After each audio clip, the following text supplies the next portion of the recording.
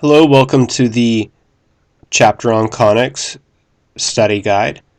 We're going to go ahead and get started with number 1, where it says prove that the graph of the equation is a parabola and find its vertex, focus, and directrix. In order to do that, we need to complete the square with this equation so that we can identify the vertex and the p-value so that we can find the focus and directrix. Let's go ahead and get started. Okay, first isolate your x terms to one side. Then what I did is I factored out the 3 so that my term with the x squared has a coefficient of 1. And then I take half of this b value next to the x, raise it to the power 2. Half of negative 2 to the power 2 is 1, so I add in a 1 there. Now I have to balance my equations, so that means I'm going to not add a 1 on the right, but add a 3. Because if we were to multiply in the 3, we would really be changing the left-hand side by 3. Okay, so on the left, I have factored my perfect square trinomial, and I have 2 of the same binomial. So we have x minus 1 squared. We've added 3. And what we need to do from here is factor out a 4 on the right so we can identify the vertex. Okay, so after factoring out the 4, we now can identify the vertex. By the way, over here on the right, I've shown you my thought process as I factored out the 4. How am I going to get that k value? So finally, what we need to do is put this in the form of the conic parabola. So I have to divide by 3 on both sides. So now that I have the form of a conic parabola, I can find my hk and my p value. So now I have the ability to find my focus and my directrix because I have p. I think it's best to draw an illustration of what the graph would look like, and that will help us better understand the placement of the focus and directrix. So we have a parabola faced up, which means that our focus is going to be placed within the cup of the parabola. So what I want to do is I want to add on to my y value of my vertex to find the point of the focus. Okay, so I've found the focus point by adding 1/3 onto 3 over 2. That brings me to 11 over 6, which is 1 5/6, which is very, very close to 2. So this is where my focus is located. I need to find my vertex by subtracting the p-value from 3 over 2. So I've subtracted 1/3 from my y value of my vertex to find 1 and 1/3, which means that my directrix is right here, right in back of the vertex of my parabola. Okay, let's move on to problem number 2. Let's find the equation of a parabola on its side with the vertex at 0, 2 and a point on the parabola at -6, -4. Okay, we know several things based off of this here. Let's get a picture and an equation. Okay, so here's the equation, and here we have the 2 points based off the given information. I know that my parabola is on its side, and so it's going to have to go through those 2 points there, and that means that based off that picture, my p-value is going to be negative. Well, we have the h and the k value. That's the vertex. All we need to find is the p-value. We have a point on the parabola, an x, y, and hk. So we need to plug everything in order to find that p-value. So at this point here, I've plugged everything in, and it's just a matter of solving for p. Okay, now that I have p, I simply just need to plug in hk along with p to find the equation. So here we have the equation. If I wanted to, if I wasn't feeling sure about this, I could solve for y and plug this into my graphing calculator in order to be sure of myself. I'm not going to do that right now. I'm going to move on to problem 3. We want to find the parabolic equation with this given information. I think the best thing to do is to graph the given information and that will help us to have a better understanding of the parabolic equation. Okay, so here we have a directrix at x equals 5 and a focus at 2, -3. This tells me that I have a parabola that is on its side face towards the -x direction. That tells me that my equation is going to be this form here. So what I need to do is I need to figure out the hk value and the p value. And we can find that with this info here. Let's go ahead and figure out the distance from the focus to the directrix. The midpoint of that will be the vertex of the parabola. Okay, so what I've done here is I've found that the distance from 2 to 5 is 3, and half of that is 3/2. So I've taken the x value of the focus and added 3/2 onto it to find my vertex. The vertex is going to be at 7/2, -3, which means that I go to 3.5 and -3 to place my vertex. Now the p-value, remember the p-value is the distance from the focus to the vertex, or from the vertex to the directrix. And in this case here, it's 3/2, but because we're faced towards the -x direction, we're going to have a negative p-value. That means that p is equal to -3/2. We have hk and we have p. We simply need to plug that in to the equation of our parabola to find that equation. Okay, let's do that. Okay, so we've plugged everything in, found the equation. Let's move on to the next problem.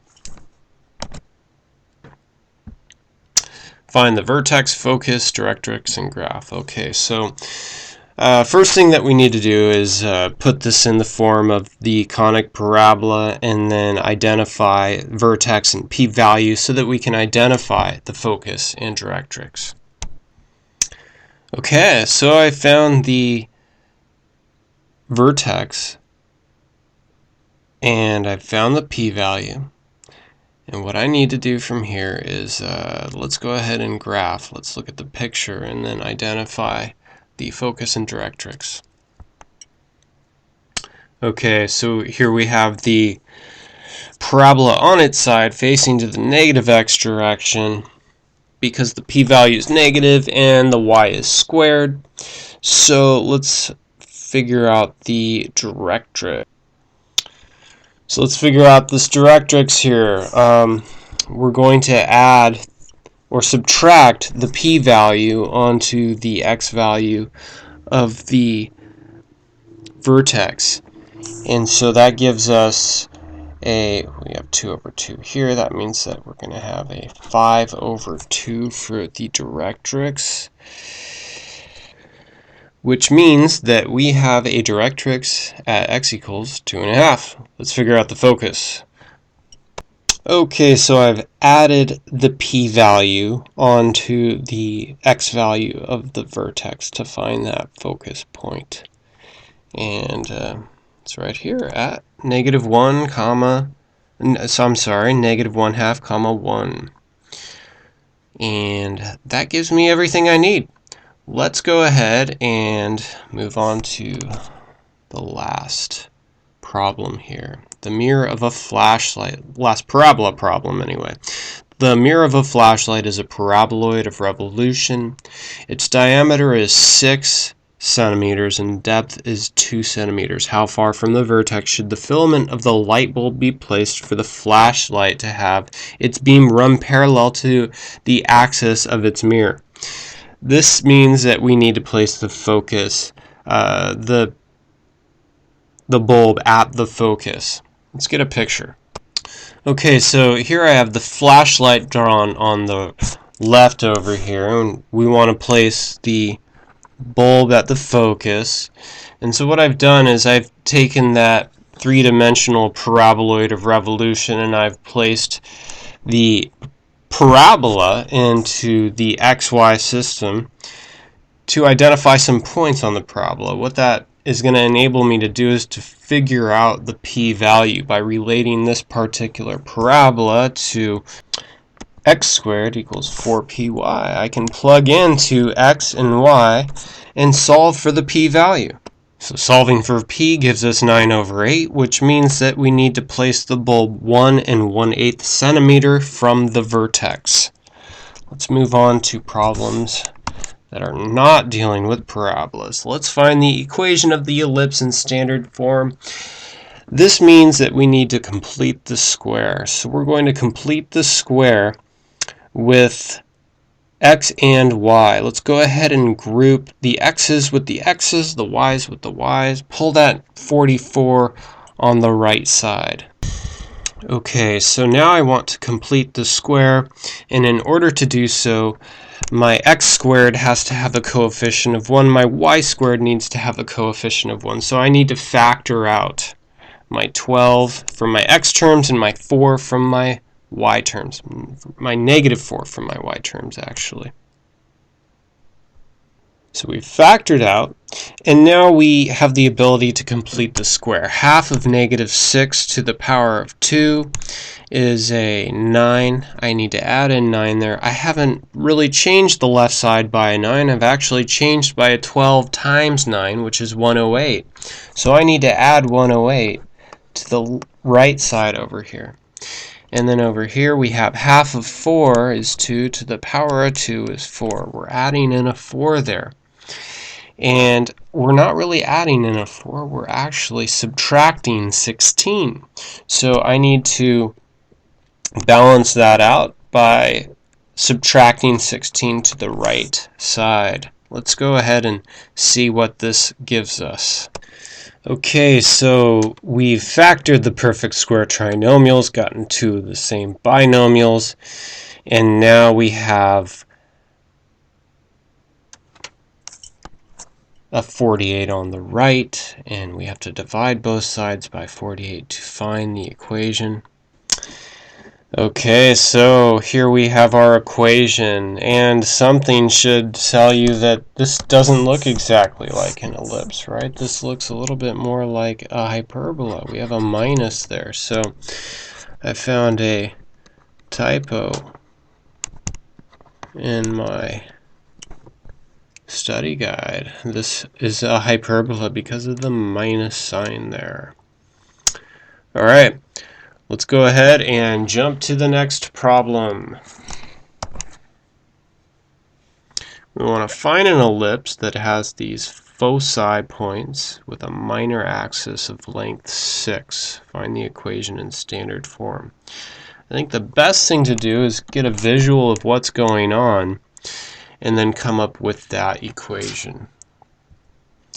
So I've plotted my focal points, and what that tells me is where the center of the ellipse is. We look at the distance from one end to the other, and that's a distance of 10, and halfway is going to tell us the center of our hyperbola. Okay, I said hyperbola again. Ellipse. Okay, so I have added on 5, which is half of the distance, to one of the focal points, and that's giving me my center. I'm going to find my minor axis. Well, the minor axis has a length of 6. Half of that is 3. So that means that since b is 3, b squared is 9.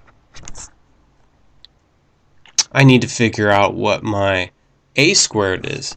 The distance from the center to one of the focal points represents the c value. C is equal to 5. That means that c squared is equal to 25. I have b squared and c squared, so I can find a squared. A squared equals b squared plus c squared, and that means that our a squared is 34, and we have everything that we need for the equation. So the a squared is underneath the x squared because the major axis is parallel to the x-axis, and the minor axis is parallel to the y-axis. So let's recap on that. The major axis runs through the focus points, and the major axis then here is horizontal, which means it's parallel to the x-axis, which means that the a value or a squared value goes underneath the x squared value, and the b squared value goes under the y squared value. Let's move on to the next problem here. We want to find the equation of the hyperbola with the center at -5, 0, one focus at -5, 3, and one vertex at -5, 2. Once again, I think it's best if we draw the picture and try and understand the equation based off the picture.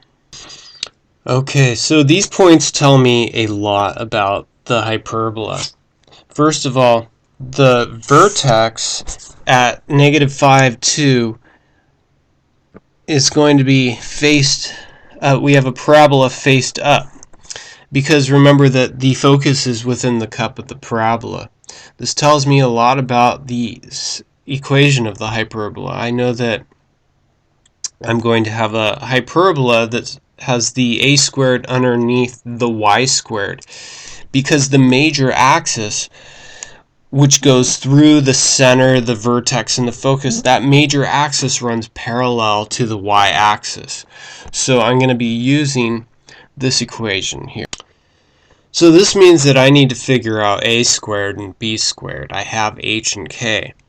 A squared, we have that already. A is the distance from the center to the vertex point.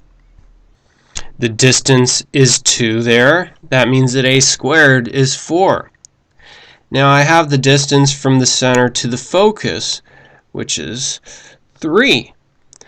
C is 3, which means c squared is 4. I'm sorry, c squared is 9. Because I have a squared and c squared, I can figure out what b squared is equal. I've manipulated my equation, and I've plugged in c squared and a squared, and I have that b squared is 5, which means all I need to do is plug everything in, and I have my equation. Alright, so okay, so here we have our equation, and that's it. Okay, number 9 here. Graph the hyperbola by showing the asymptotes crossing the diagonals of the rectangle. Find the equations of the asymptotes.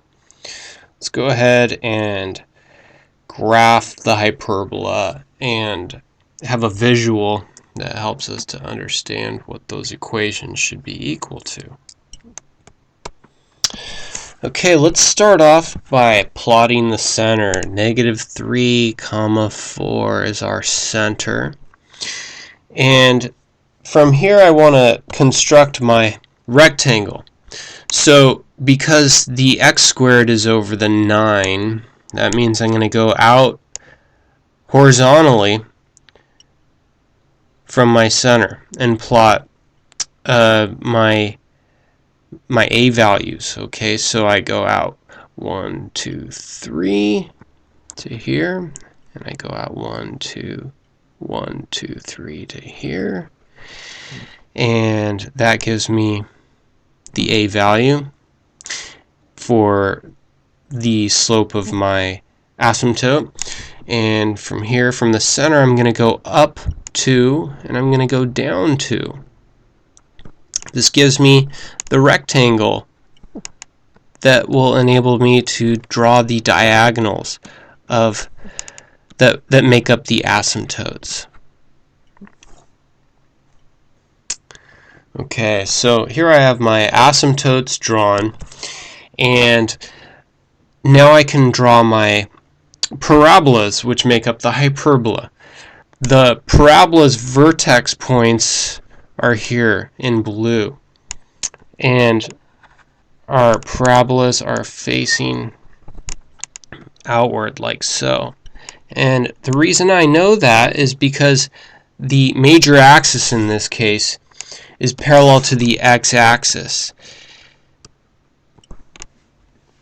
because the a squared is underneath our x squared value. So from here, I want to find the equations of my asymptotes. And remember that the equation of a line is represented by y equals mx plus b. And so I'm going to go ahead and figure out the equation of the asymptote first that's positive. So this one right here. Let's figure out the equation of that particular asymptote. Well, the slope of that asymptote, remember that we find the slope by the rise over the run. So I go up a distance of 2 from my center to that b value, and then I go to the right a distance of 3. So my slope is 2 over 3. That's my slope. And I need to figure out the b value. Remember, all we need for slope-intercept form is the slope in the intercept. I don't know the b value. I can only speculate as to what it is. So what I need to do is plug in an x and y to solve for b. Really, we could actually figure out how far we've gone over, but I'm going to show you guys algebraically how to do it. Plug in a point. We're going to plug in the center of the hyperbola, because that point is on our asymptote. So we're going to plug in when y is 4 and x is -3, and we're going to solve for the b value. Okay, solving for b has given me a 6, and that was a pretty good estimate of the point there, and of the y-intercept, I should say. So here we have one equation of our asymptote. We need to figure out the other equation of our asymptote, and the other equation has a negative slope. The other equation, we have a slope, this asymptote that's falling from left to right. And the difference is that our slope now is negative. So that is going to change our problem by now giving us a +2 here. And then if we subtract 2 to both sides, that's going to give us a b value of 2, which means that our other equation is y equals -2 over 3x plus 2, which is going to give us both the equations of our asymptotes. And voila, we're done, finally. No, we have one more problem. It's not a conic problem, though. We have problem 10, which means we need to figure out how to graph a point on a 2-dimensional space, a 3-dimensional point on a 2-dimensional space. This means that we're going to have to set up this modified axis system, and we have the plus x here, we have the minus x here, we have the plus y here, and we have the minus y here, we have the minus z here, we have the plus z here. And in order to graph this point, we have to show all the points of the rectangular prism. So that means that I'm going to have to show the point 0, 0, 0. And I'm also going to have to show the points that lie on each axis. So I'm going to have to show 2, 0, 0. I'm going to have to show 0, -3, 0. And I'm going to have to show 0, 0, -4.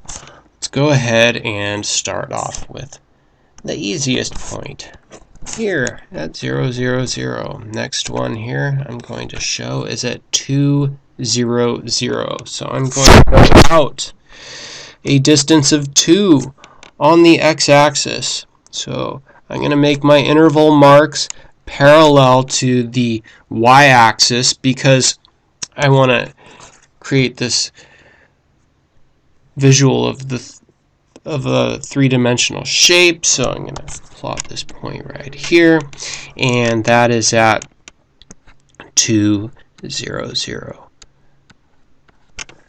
Next point here, I'm going to plot at 0, negative 3, 0. That's the y-axis, so I'm going to make some interval marks that are parallel to x, and that gives me a point here of, we have 0, negative 3, 0.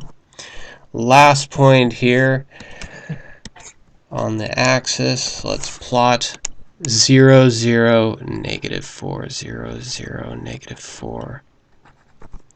It's this point right here. Now from here, let's go ahead and start making the sides of the rectangular prism. I'll go ahead and start with the XZ plane. So we're going to essentially create the two-dimensional sides which make up the three-dimensional shape. So to find the point connecting the X and Z plane, we're going to go down from X parallel to Z, and we're going to go out from Z parallel to X, and that gives me this point right here, which is 2, 0, negative 4. Okay, let's go ahead and connect our YZ plane. So from my y-axis, I'm going to go down parallel to Z, and from my z-axis, I'm going to go out parallel to y. And that gives me this point right here, and that point is at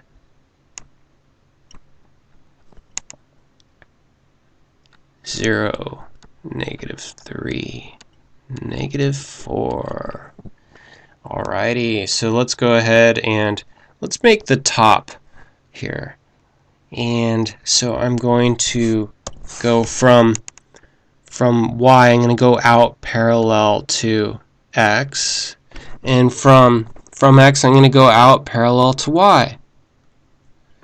Uh-oh, not looking that pretty. Okay, there we go. And so this point here is 2, negative 3, 0.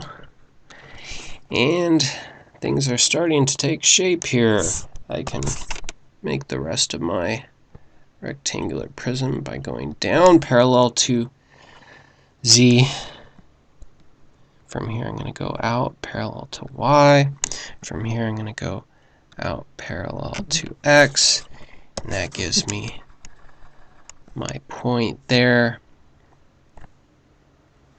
which is 2, negative 3, negative 4.